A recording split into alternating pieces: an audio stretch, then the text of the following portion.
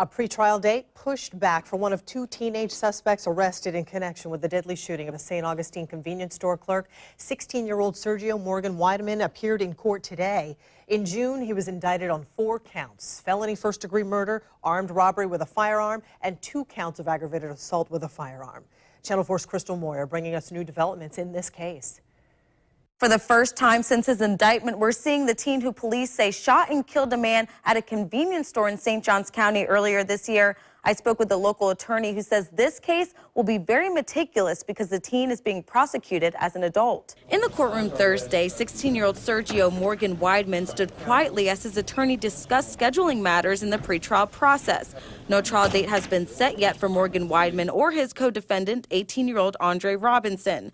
Morgan Weideman was arrested back in May after the shooting that killed Malav Desai at the Tobacco and Beverage Express in St. Augustine. Investigators say he went into the store and shot Desai during a robbery.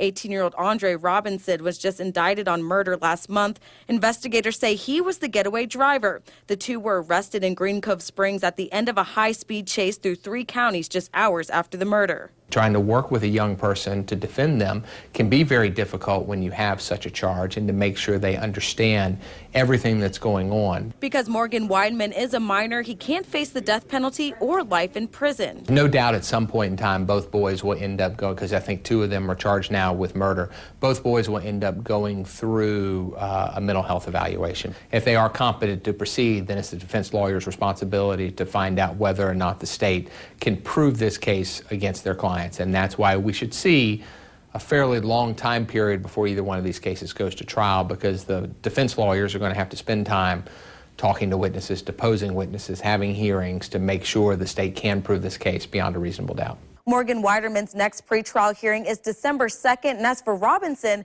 his next hearing is scheduled for November 8th. Crystal Moyer, Channel 4, the local station.